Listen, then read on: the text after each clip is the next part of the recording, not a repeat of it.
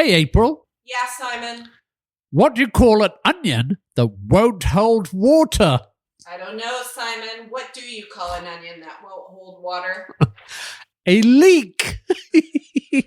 That is fantastic stuff. Oh, okay, but let's move on, shall we?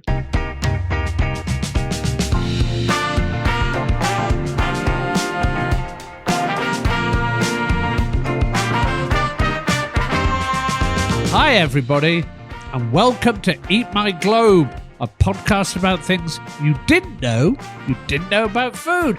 And on today's very special episode, we shall be looking back at the fascinating history of the onion and all its relatives along the way. Things like leeks, spring onions, scallions, and chives. I have to say that every type of onions are my favourites, from the foundation of a dish like the yellow onion to the end of the dish like the sprinkle of spring onions. I just love them. So for today's episode, we're going to be chiving. Thank you, lovely wife. Okay, so let's start with the onion itself, which, according to the University of Missouri, is, quote, a cool season crop with a fairly long maturity, brackets 95 plus days, end quote. Onions are one of the oldest vegetables humans have cultivated, which we've grown possibly for over 6,000 years. Today, growers use over 5.2 million hectares to cultivate onions. That's huge. China and India are the two biggest producers of onions, with Egypt in third place and the United States in fourth place. China, India, Egypt, and the US are the second, third, seventh, and fifth exporters of onion, respectively. Global onion growers produce about 105, get this, billion pounds of onions annually. The biggest exporter of onions is actually the Netherlands, which sold nearly $54.2 million worth of onions in just June 24. Let me put it another way. The global export of onions in June 2024 was $252.33 million. In terms of actual onions sold in 2016, the world has sold nearly 93,168,548 tons of onions. The biggest importer of onions in 2022 was the United States, and as of the month of 2024 alone, it imported $41.03 million worth of onions. That's on top of the approximately 6.75 billion pounds of onions that American farmers grow per year. And apparently, Americans eat around 20 pounds of onions annually, which, as they say, well, I do anyway, it is a lot o' onions. The onion's name is Allium cepa. The term allium comes from the Greek, which means to avoid, apparently because of its smell. There are many hundreds, if not thousands, of onions around the world. I mean, a quick search of the different varieties of onions on Cornell University's Vegetable Varieties for Gardeners site lists about 185 varieties just for gardeners. I can only imagine about all the other varieties of onions around the world. The word onion itself comes from the Latin unio, or one, because it grows as one bulb. It then became the French oignon, which became the word onion in early English. That's onion, U-N-Y-U-N. As we discovered recently when visiting the stans of Central Asia, which is a region that covered Uzbekistan, Turkmenistan, Kazakhstan, Tajikistan, Kyrgyzstan, Many academics claim this to be the area where the onions originated, although there is a possibility that it also originated in the modern-day territories of Iran, Afghanistan, and West Pakistan. In any case, we do have evidence that it was first domesticated some 6,000 years ago, and possibly even longer. It's impossible to decide exactly where and when it originated, because it is a vegetable that leaves no trace when grown and cultivated. So the educated guesses are based on archaeological records and genetics. The theory is that the onion travelled along the Silk Road routes. Laura Kelly, the author of the Silk Road Gourmet, says, presumably the onion travelled eastwards to China because as far back as 5,000 years ago, the ancient Chinese grew onions in their garden. They also grew chives as far back as 3,000 years ago, and during the Han Dynasty, which lasted between 206 BCE and 220 CE, the Chinese used onions as insect repellent by hanging them on red cords on their door. The onion also presumably travelled westwards towards Mesopotamia because, quote, without doubt, onions would have been traded along the Silk Road as far back as 2000 BC, around the time the Mesopotamians were writing down their onion-rich recipes, end quote. In an earlier episode on the history of lamb, I talked about Yale University's Babylonian collection. That included ancient recipes that date back to 1730 BCE. Some of those recipes included onions. For example, a lamb stew recipe included, among other things, quote, salt, dried barley cakes, onion, Persian shallot, and milk, end quote. And another dish included, amongst other things, quote, breadcrumbs, onion, samidu, leeks, and garlic, end quote. These recipes were in cuneiform tablets and were translated around 1986 by a French Assyriologist and gourmet cook, Jean Bottero, who noted, quote, the most common supplementary ingredients in our text are the Alliaceous plants, for which the gourmets of antiquity seem to harbour a fondness that is certainly too excessive, at least to our taste. These are above all three such plants which we can at least recognise: the leek, karashu, the onion, shushkilo, and the garlic, end quote. As a quick aside, Bottero apparently did not want to recreate these recipes and told his translator, quote, Bottero would not wish such meals on any save his worst enemies, end quote. I guess Bottero did not find these recipes appealing. Oh, thanks again, wife. Anyway, by the time the onion reached ancient Egypt around 3500 BCE, it was not only food, but also medicine, and it began to be worshipped. Apparently, the onion's shape and rings were considered to be a sign of eternity.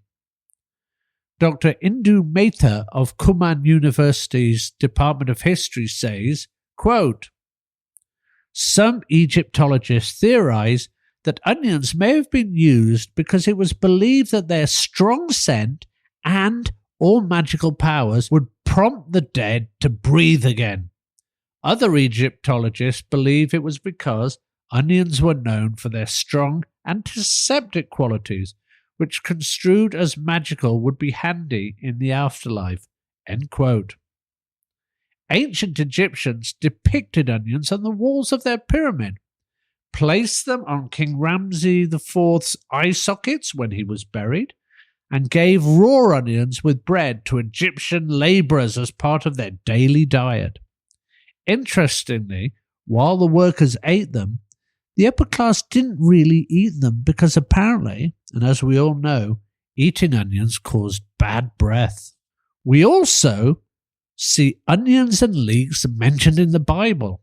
In the book of Numbers, chapter 11, verses 4 to 6 of the Old Testament, where the Israelites who were wandering in the wilderness after their emancipation from slavery in Egypt complained of their manna every meal diet plan. Quote, "Now the mixed multitude who were among them yielded to intense craving, so the children of Israel also wept again and said, 'Who will give us meat to eat? We remember the fish which we ate freely in Egypt, the cucumbers, the melons, the leeks, the onions, and the garlic.'" End quote. The onions have also traveled to ancient India. There, the onions have appeared in ancient Vedic writings. Ancient Indians grew onions as a medicine. The Chakra Samhita, an Ayurvedic treatise put together by Chakra between the 2nd century BCE and the 2nd century CE, noted that eating onions, quote, "makes a man healthy, stout, and energetic. His voice turns melodious and his skin becomes lustrous." End quote. Moving out of Asia and the Middle East and on to Europe, in ancient Greece, doctors and athletes also used onions. According to Dr. Indumata, quote, "Before competitions, athletes would consume pounds of onions, drink onion juice, and rub onions on their bodies." End quote. I wonder if the Greek Olympic rings are based on onion rings. Thank you again. Ancient Greeks also ate a lot of raw onions. Homer, in writing the Odyssey, also used onions descriptively. Quote, "Further, I noticed the tunic he wore. 'Twas of linen that glistered, like to the delicate skin that is peeled from a shriveling onion." End quote. In ancient Rome, citizens consistently included onions in their diet. And like the ancient Greeks, ancient Romans also ate a lot of raw onions. They also considered onions and its relatives as medicine. Author and philosopher Pliny the Elder wrote that the Emperor Nero consumed chives to help with his voice, and that leeks not only help with nosebleeds and coughing, but also served as an aphrodisiac. As for onions, Pliny said that they were good for the eyes, insomnia, toothaches, mouth ulcers, dog bites, snake bites, and more. Ancient Roman women also appear to have used onion for their beauty routines by using onion and chicken fat to remove spots. Archaeologists found onions in the ashes of Herculaneum, which, like Pompeii, was buried after the eruption of Mount Vesuvius in 79 CE. And in Pompeii, archaeologists believe that in Regio I, in the house of the Europa ship, the resident used the areas to plant, among other things, onions in the garden. Ancient Romans took, among other things, onions with them as they travelled. In the island of Åland in Sweden, where ancient Romans engaged in trade, archaeologists have found a burnt onion that goes back nearly 1,500 years. In England, where the ancient Romans had been since 43 CE, they brought many foods, including onions. During the time of the Anglo-Saxons in England, they used onions as antiseptic and to aid in digestion. And during the Middle Ages, onions and leeks were used in various recipes, including one for a cabbage chowder, as seen in this book, Curry on English. English culinary manuscripts of the 14th century, including the form of curry. Onions, though, were not only for cooking. In the Middle Ages, people would give gifts of onions as wedding gifts. Not a great present, I would imagine, and as their way of paying rent. I bet they did this when they were in an onion jam. Anyway, people in the Middle Ages also hung onions with garlic as a way of protection from diseases. In 1597, reprinted in 1633 and then in 1636, in his work Herbal or the General History of Plants, the author John Gerard talks about onions. Gerard writes of the onion, quote, "All onions are sharp and more tears by the smell.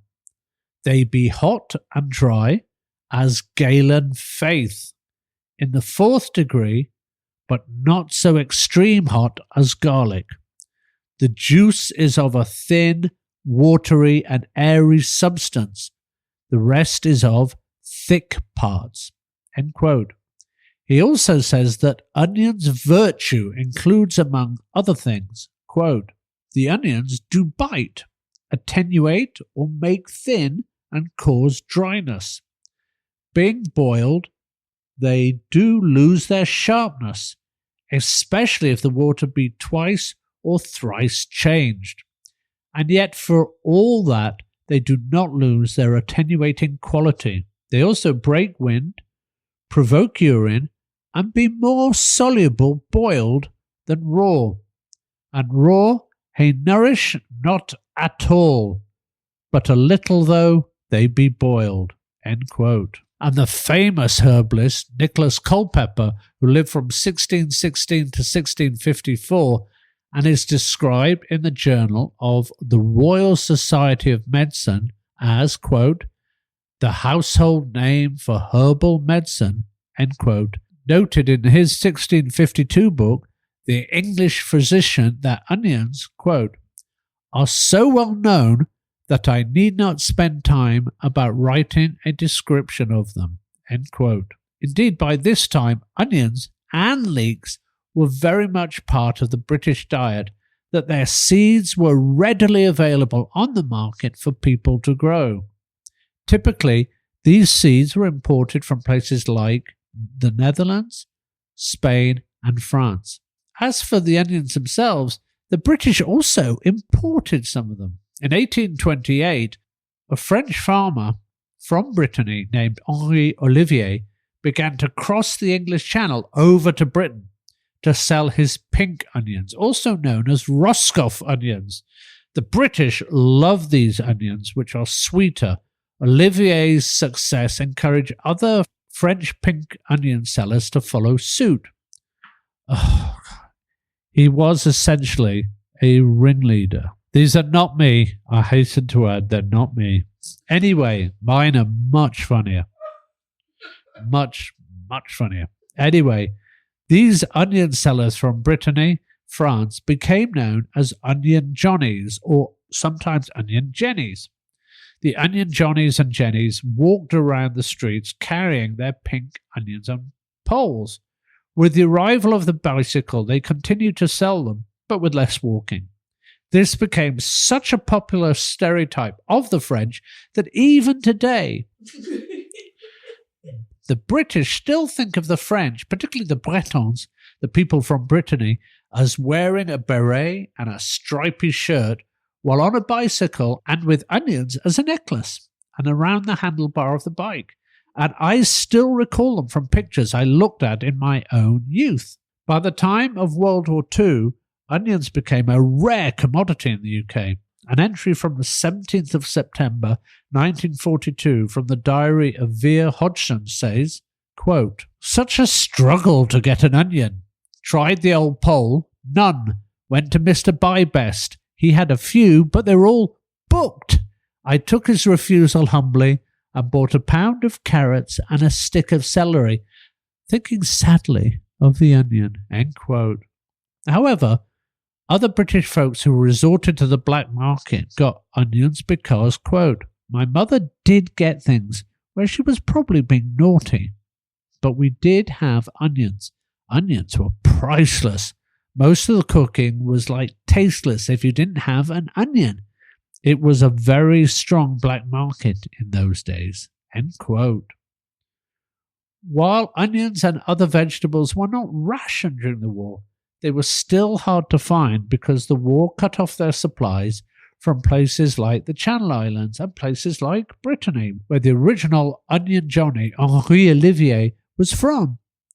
As Norman Longmate put it in his book, How We Lived Then, A History of Everyday Life During the Second World War, quote, "The taste of this humble vegetable, the onion, so long taken for granted, seemed suddenly the peak of gastronomic pleasure." End quote. This is true. Onions are the root of all gastronomic pleasure. Again, not me. So now we should look at how the onion arrived in North America. North America is home to 70 types of wild onions. The indigenous population ate them raw or cooked. One of these wild onions was known to the local inhabitants as, quote, Chicago wunsch, end quote. According to author Mark Kolansky, this word apparently means onion place. And here is another fascinating fact for you to bore people with at dinner parties. Chicago wunsch is apparently where the name Chicago is derived from. So Chicago is the onion place. Now, isn't that fascinating? Christopher Columbus is said to have brought onion seeds for cultivation to the Americas during his second sailing in 1494. His crew planted them in what was then Hispaniola and is now referred to as the Dominican Republic. However, in Mexico, they were already eating onions, leeks, and garlic when the Europeans arrived. Spanish conquistador Hernán Cortés found that the locals ate was called in the local language of Nahuatl, quote, zonacatl, end quote. Zonacatl is a type of onion with what they call a split roof, which might suggest it was a form of shallots. The Pilgrims were also thought to have brought onions with them when they arrived on the Mayflower. While the European settlers did cultivate onions, by 1674 they have also been consuming these wild North American onions. Today, one of these wild onions has become the favorites of the American food cognoscenti. They are native to the eastern areas of the US and Canada, including Quebec to Georgia and west to Iowa and Minnesota. Now, what are these wild onions, you ask? Well, they are called ramps. And as the late food writer Josh Ozersky told Huffington Post, quote, "The Church of the Ramp is one of the fastest growing denominations in the religion of seasonality," end quote. They are now being watched by those in the know and being produced by farms for supermarkets and stores. One could even say they are ramping up production. I'm so sorry, everyone. Let's go back to the type of onions brought by the Pilgrims for cultivation. George Washington was fond of them and began to have them planted at his Mount Vernon residence. And by the period of the Civil War, the United States was producing 14 varieties of onions. And according to Mark Kolansky, George Armstrong Custer, a military commander and probably most well known for his death at the Battle of Little Bighorn in 1876 and his mistreatment of native peoples, was rather passionate about his love of onions. When writing to his wife in 1873, who was not as fond of onions as he was, Custer wrote, quote, "I supped on raw onions. I will probably breakfast, lunch, and dine on them tomorrow, and the next day, and the day after, ad libitum, ad infinitum. Go it, old fellow. Make the most of your liberties. If you intend to eat raw onions, now is your only time, for Mrs. is coming." End quote. Now, let's have a look at some of the types of onions that we can see in the supermarket and in farmers' markets. Yellow onions are, as Bon Appetit puts it, quote, one of these old faithfuls, end quote. This is because nearly 90% of all storage onions in the US are these yellow onions. I always tend to have these in my kitchen. They are indeed old faithfuls.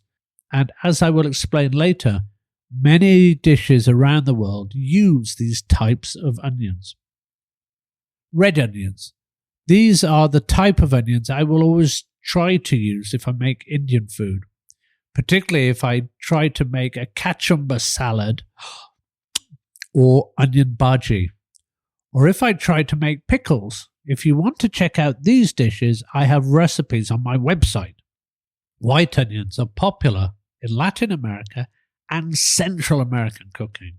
According to Bon Appetit, they are, quote, served raw like in pico de gallo or atop huevos rancheros, end quote. Oh, now I'm really hungry for huevos rancheros. Okay, sweet onions include onions like Vidalius and Washington Walla Wallas.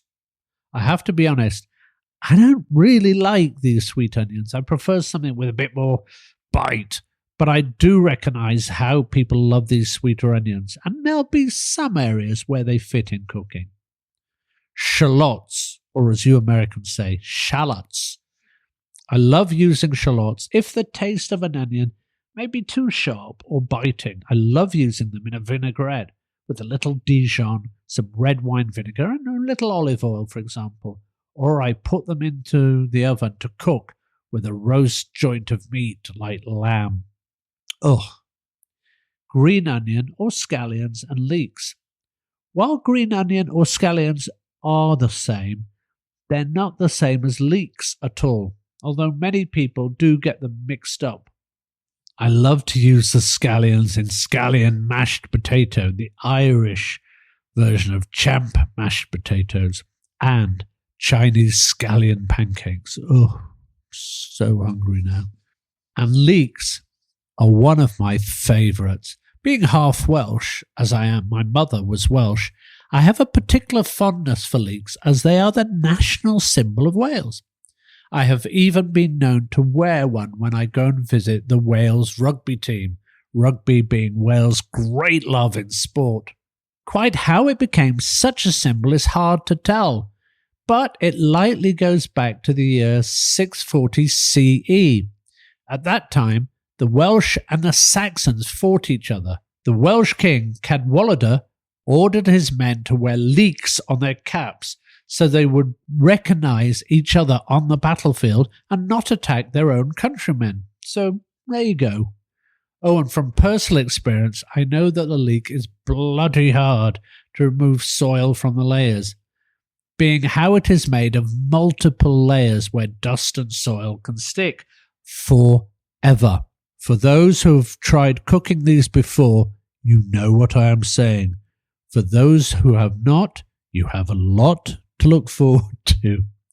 Finally, let us look at some of the dishes that have made onion both a star in its own right and a terrific supporting act to others. First, let's look at one of the most famous onion dishes probably in the world. The French onion soup had its nascent beginnings in the broth of ancient Roman times. A recipe has also appeared in the famous cookbook La Viandier de Talavant, which I discussed on a prior Eat My Globe episode on the history of the cookbook. La Viandier may have been written in the 13th or 14th or 15th century. The 1892 edition I found of La Viandier says via Google Translate, quote, onion soup.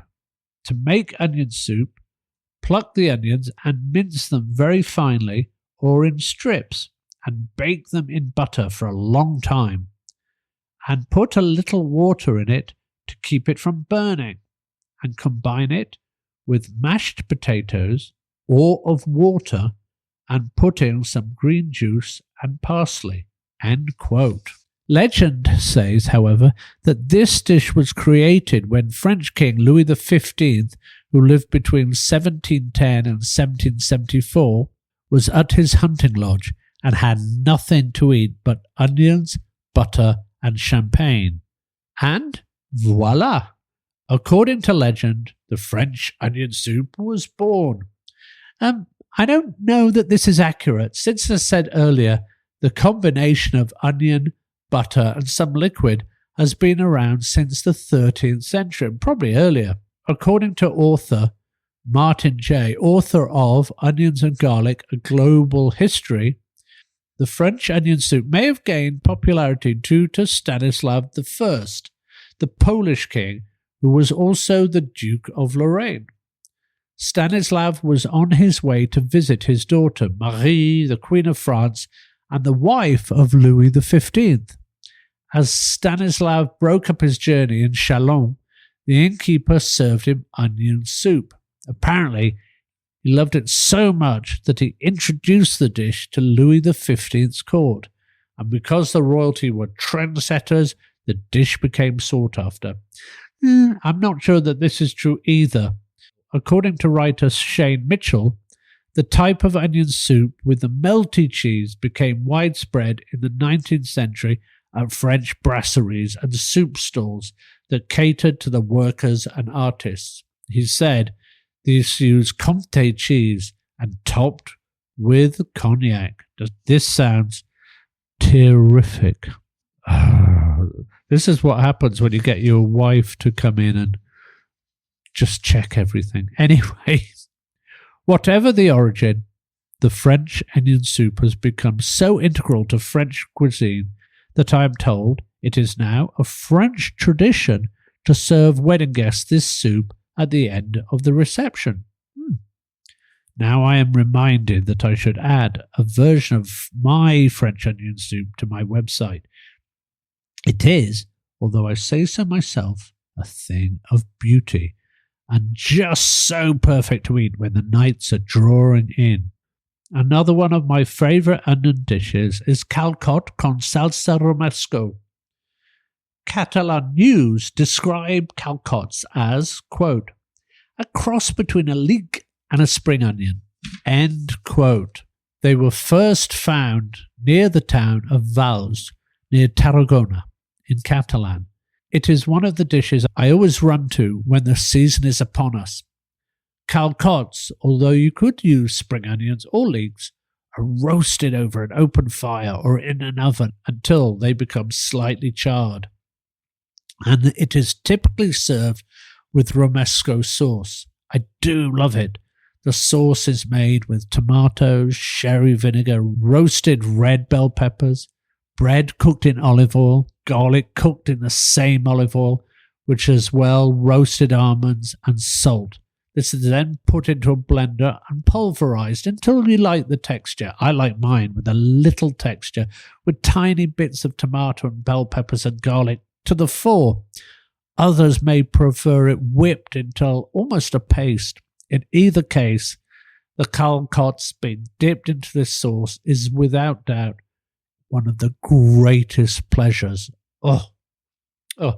Another dish that we might remember from our youth, though still today, is the Outback Steakhouse bloomin' onion. An onion that is slit across the top in every direction and then is dipped in a batter and various spices and then deep fried. According to Outback Steakhouse, one of the founders of Outback, Tim Gannon, invented this dish in 1988. He created it after a similar dish at a place in New Orleans. Outback served their original bloomin' onion in 1988 in Tampa. Originally, employees cut each onion by hand, but these days each restaurant now has an onion cutting machine, which employees have named Gloria, which makes making this dish a lot easier, which is just as well because according to Outback, they sell 8 million bloomin' onions per year. Bloody heck, or bloomin' heck, I should say. Whether you make these dishes or just use onions to add to your Costco hot dog, onions are something that most cooks cannot live without. Well, that's shallot then. Time to get back into the kitchen. See you next time, folks. Make sure to check out the websites associated with this podcast at www.eatmyglobe.com, where we will be posting the transcripts from each episode, along with all the references and resources we used putting the episodes together, in case you want to delve deeper into each subject. There is also a contact button, so please do let us know if there are any subjects that you would like us to cover. And if you like what you hear, please don't forget to join us on Patreon. Subscribe, recommend us to your family and friends, and give us a good rating on your favourite podcast provider. Thank you, and goodbye from me, Simon Majumdar. We'll speak to you soon on the next episode of Eat My Globe. Things you didn't know about food. The Eat My Globe podcast is a production of It's Not Much, But It's Ours and Producer Girl Productions. We would also like to thank Sybil Villanueva for all of her help, both with the editing of the transcripts and essential help with the research.